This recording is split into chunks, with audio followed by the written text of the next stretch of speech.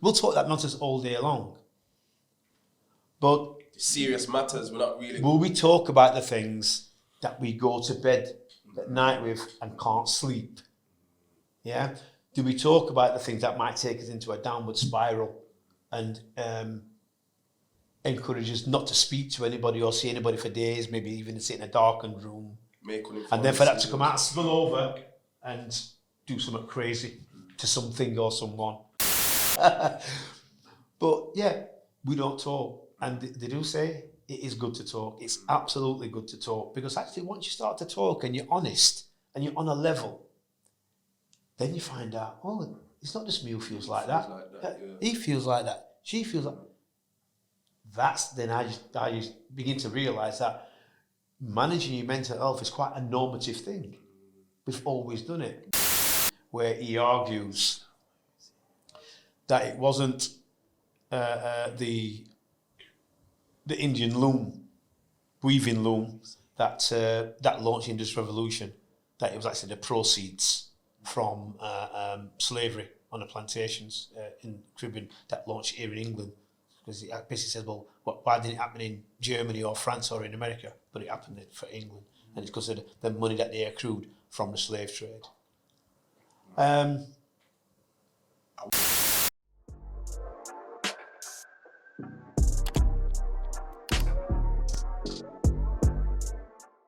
People, you're now watching the Daily Devotion Podcast, the space where we connect and engage with creatives from various industries to share insights on their journey thus far. So all of that is just, as you're saying, it's a distraction. All these policing bills that people aren't aware of and new immigration laws, while all this jolt things going on for Parliament, it's a distraction. Well, people are aware of them, but what they're not keeping in tune with is how that piece of legislation is progressing, because it is going to impact all our lives, you know, because we've got this Boris Johnson sideshow now. You know, today a Conservative MP's defected to the Labour benches, you know, and sat behind Keir Starmer at PMQs, Prime Minister questions. You know what I mean? It's they're all distractions from what is really going on and what we're dealing with. I'm more keen on, like, how do the youth, like, be more aligned with, you know, what's essential, which is your identity, and able to, you know, not dodge all these things, but be able to kind of navigate through them. Obviously now it's the age of social media, buzzwords, there's a lot of this, you know, especially amongst our community, I see it a lot. Financial insecurity is kind of thing. People are wanting to just burn themselves out to look like they can be a part of something, which again goes back to identity. We spoke off camera about that quote by Kwame Ture. Yeah, Kwame Ture. It was a great video that I saw. I think this was mid-1980s, and he said, well, the line that I remember, the art of capitalism is making you think that you're thinking, and that it is powerful, absolutely powerful, because when you know, but some of us aren't even thinking that we're thinking. And so we get taken along on this celebrity world, this social media world. You know, do this and you can, you know, you can make £5,000 a day. Well, quick flips. If you can tell me how to make £5,000 a day, why are you telling me just do it yourself? Why are you making money if you don't know me? You know, you're in New York on your social media. Just do it for yourself. You know, and we're getting caught up in things that can cost you your mental health. When that goes, society's not got to bother with you. And again, like, there's so much gems in what you're saying. Like, you're saying, like, distractions, these things that we're seeing in social media that are further distractions, but are actually affecting our mental health massively.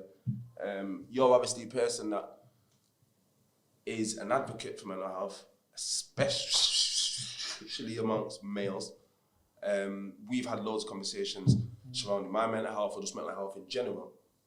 We obviously have a WhatsApp group, which I think is very important to have, like, a place to kind of reason with elders or people look like you, experiencing certain things.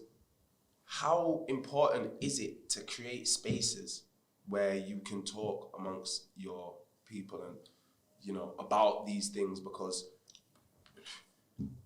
it's absolutely vital. it's mashed up right Yeah. now. Get me? It's And mashed we up have right to now. see it as vital.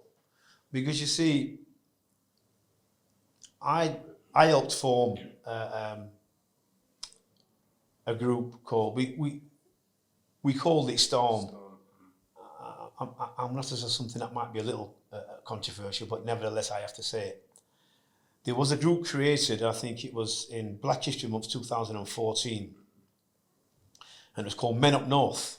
Yes, yeah, you're walking. That was created in Black History Month to create a space for black men to come together and talk. Because, yeah, we'll talk nonsense all day long about sport, about the partners that we ain't got, about machismo, about how tough we are, blah, blah, and all that stuff. And some of it jovially, some of it serious. We'll talk that nonsense all day long. But serious matters, we're not really... will we talk about the things that we go to bed at night with and can't sleep? Yeah? Do we talk about the things that might take us into a downward spiral and encourage us not to speak to anybody or see anybody for days, maybe even sit in a darkened room, and then for that to come out, spill over and do something crazy to something or someone? Yeah?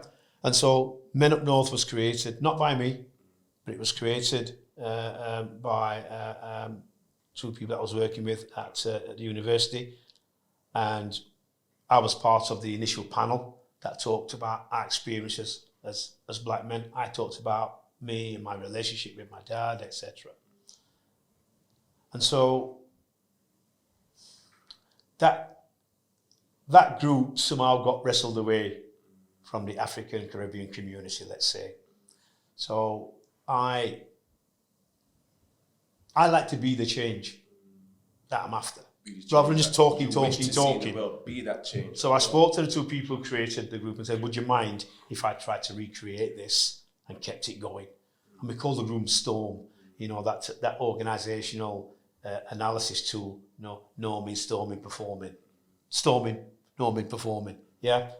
We're in the storm stage because we just started to talk about some things for the first time in our lives. And so we've got a group. The most we've had in the group at any one time is 30. I'm going to give them a shout because we meet at Fades the first Friday of the month. And Andrew and Kevin kindly allow us to encroach on their time. They finish barbering. We're there from 6 p.m. to 8 p.m. the first Friday of the month. And, they stay with us and they're able to use their space for free, Of course, we just volunteers, I facilitate the group. But I'm also a member of the group because I have issues that I want to discuss as well. And we started the group by just asking a simple question. What is it to be a man? What made you the man that you are? Again, it goes back to identity. Oh, yeah. And identity, upbringing, belonging. And whether you had a good relationship with your father or not, that's an impact. Whether you had a father in your life or not is another impact. Yeah? How you are with your nephews, particularly or your nieces. How I am with my sons and my grandsons. All starts for me in my life from my father. So what is it to be a man? Yeah? And then we talk about why we don't talk. Because we talk about football all day long. You go to barbers, when Mr. T's was on. When Mr. T's was on, you could go talk to Mr. T's all day long. But you'd never reveal anything about you and your person. What was bothering you? Do you think it's a level of obviously shame, trauma? There's a case of a sense of being vulnerable. Absolutely. Seeming less of a man. It's all them things because it's mad though because everybody goes through it. Yeah. In different ways, obviously. Yeah, in America they say, "What's happening? What's happening, brother?" Marvin Gaye. In Jamaica we say, "Wagwan, what?" Yeah. And usually our response is, I'm all right. But Automatically, are you all right? Yeah. Yeah. And I think the biggest thing of what you just said there is it's about our quest not to appear and to be seen as vulnerable, then thinking that somebody might come in and take advantage. In an era where this alpha male buzzword's getting chucked out massive in it, alpha male this, macho that, red pill that, and it's kind of like, how can I be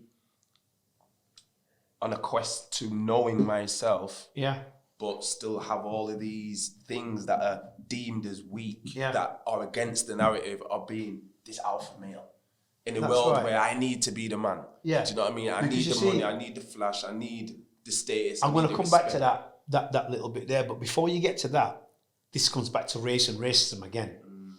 Because you see, we three, as black men, what is our stereotype? Yeah, we're aggressive. We can't control our sexuality. We're always angry. Vexed. Loud. But loud, that's all right. I'm loud, but I'm half deaf, so I'm, but all the negative things of what it is to be a human being. I won't just say male, but a human being. But we know behind closed doors. I've done it. I've had some difficult times. Difficult times in my mental health. Not knowing, I know I'm not suicidal. I know that about myself, but I don't know what I'm going to do next. I know I'm not going to kill myself. I'm not going to try and kill myself. Right? And so,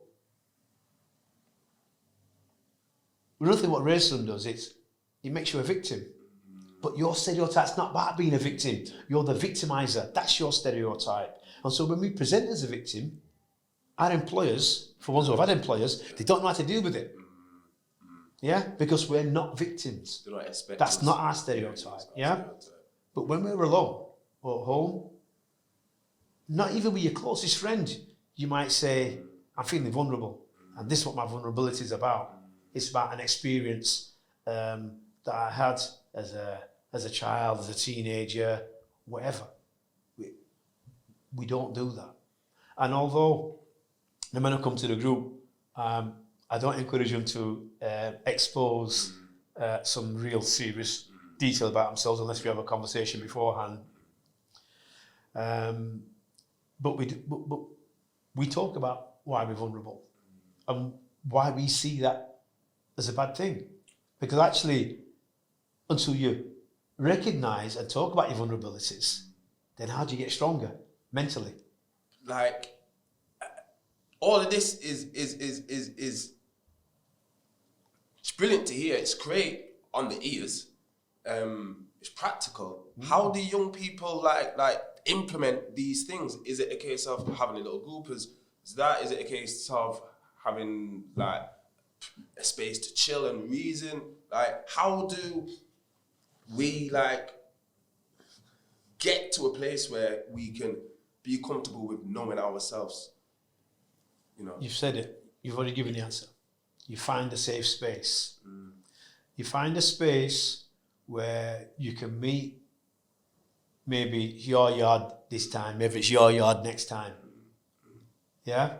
And you just talk. I mean, I facilitate a group. I don't have anything too hard and fast. We don't do anything really theoretical. You don't have to do no exercises, as in, I've been to some groups who have to do exercises. None of that. We're just talking. Walter Rodney called it a grounding with my brothers. So we just sit and we have a grounding. And you know what? If you've got a group of young people who do want to come together and try and put this together, I'll be able to come along, maybe set the foundation from, and then walk. Let them get on with it. Let you get on with it. Because when we are having a bout of depression or worse, the first thing we stop doing is talking to anybody. I don't even, sometimes I talk out loud. I talk to myself. I like talking to myself. Oh, goodness. It's a weirdo, that's right, pal. That's a weirdo, aren't pal? I don't mind admitting it. No, you were attacking one of my vulnerabilities there. yeah, we don't talk. And they do say it is good to talk. It's absolutely good to talk, because actually once you start to talk and you're honest and you're on a level, then you find out, oh, it's not just me who feels like that. He feels like that. She feels like that's then I just begin to realise that managing your mental health is quite a normative thing. We've always done it. Without it being this new like buzzword, mental health, boom. Yeah. It's very easy That's to mental health. We've always done it. Always you know, a lot of men have always done it, and I was one in my teenage years. Just didn't I know managed my mental health by yeah. going to the gym. I used to pump weights. Pump weights, pump my muscle, get bigger. Had a few compos as well, hadn't you? I've had a few compos. Had a few compos, had a few And my first one at 50. My first company. You know what? Because of my low job. confidence, Yeah. I wouldn't have had a competition when I was a teenager and in my mid-20s, when I was like tank. Yeah. You know, I was pretty good. Yeah. But my confidence was so low, I couldn't see how good I was. I couldn't see it and I couldn't think it. I wouldn't allow myself to think it because I didn't have that dream.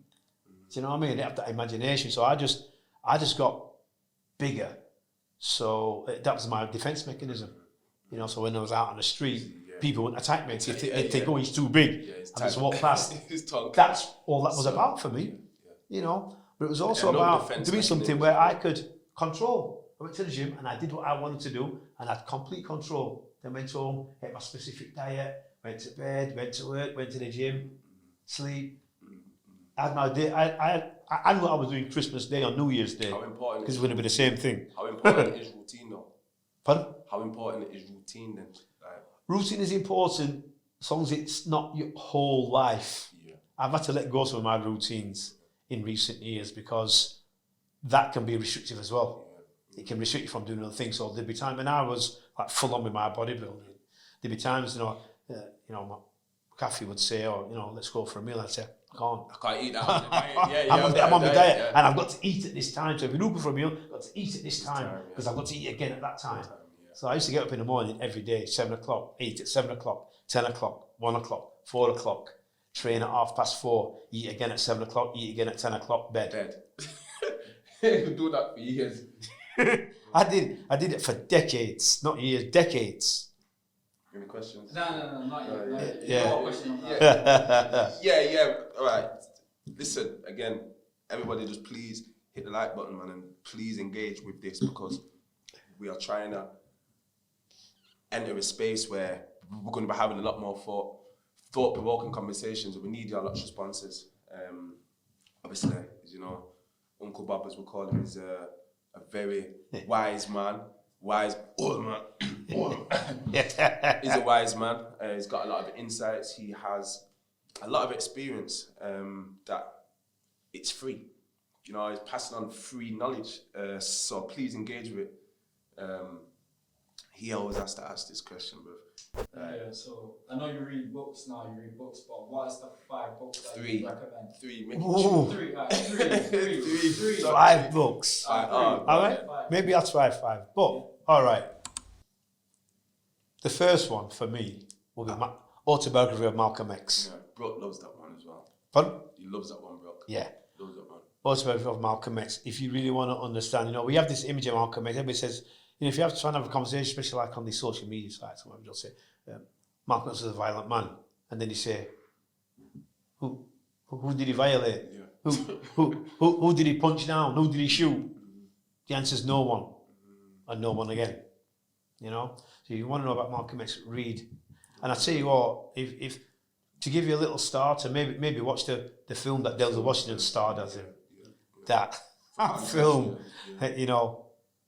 is just that's all you need. But yeah, Autobiography of Malcolm X. I would say for some knowledge.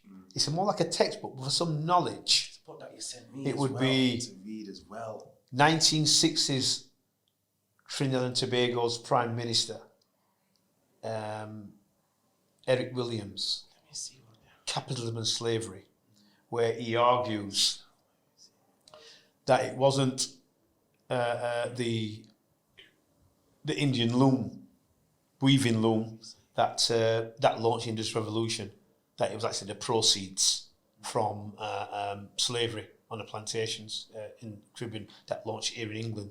Because it basically says, well, why didn't it happen in Germany or France or in America? But it happened for England. And it's because of the money that they accrued from the slave trade. I wonder if it's going to name this one, but it told us it's sworn by it. Read that one. Well, I told you to read one. Yeah. Which one was it? The Destruction of the Black Civilization. Oh, yes. Chancellor Williams. Yeah. There are so many books out there. There are so many. You know,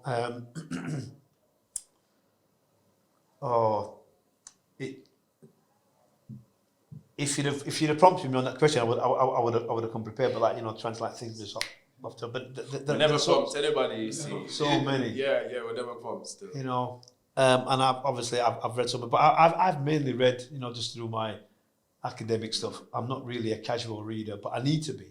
Speaking about academics, quickly, because that's the 3 books. I'm not going to leave a whole 5 still. Everybody go check out them books, very serious books. You obviously spoke about having a degree at what age? 33. I got my BA. And then a master's at 40. And now you're maybe looking to go for. I'm looking into the possibility of doing a PhD. Yeah. Massive. Yeah. That's what I'm trying to say to you. Like, you have time to still find yourself and still do things and still accomplish things. Everybody's trying to do this thing quick. I'm a slave to that as well because I want to be impactful as quick as I can be. But there's, it's a journey, man. It's a marathon.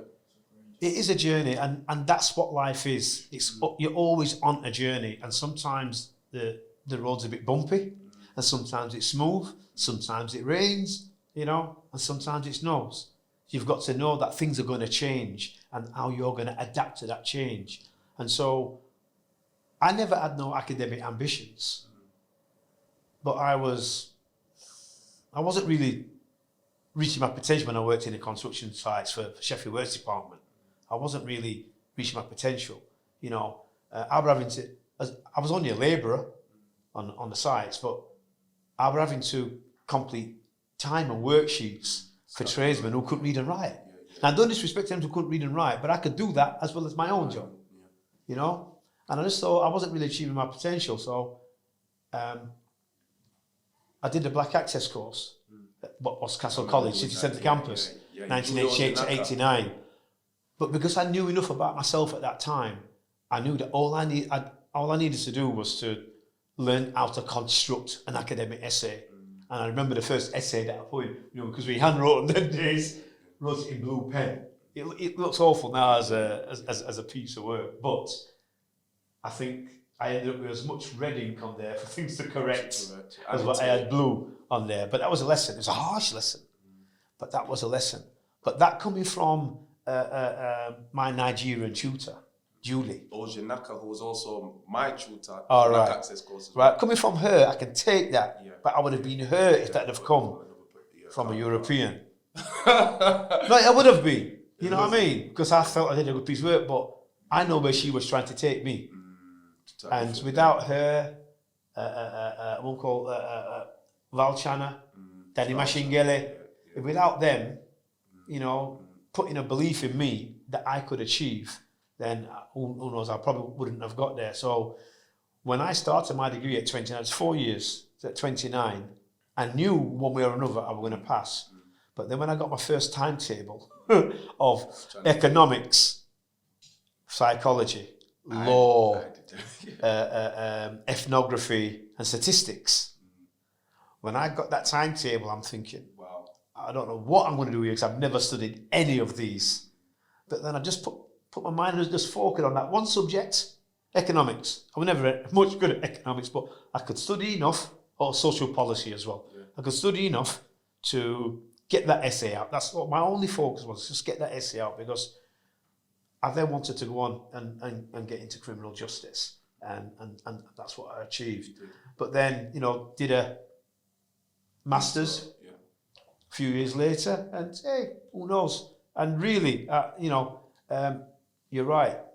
You're never too old. And, you know, I know some people in the mid-20s who say, oh, I'm too old to do this now. It's like, no, you're not. you're at a good age because you've got some maturity about you. You know what you want from life. Yeah, you're gonna have to make some sacrifice. I had to make some sacrifice. You know, my wife Kathy, she had to keep me virtually for my whole time at university. You know, I had to rely on her for food and a bed and bills. But that's how it works. You know, sacrifice. And now, yeah, we see the fruits of that. So I'm glad I did it.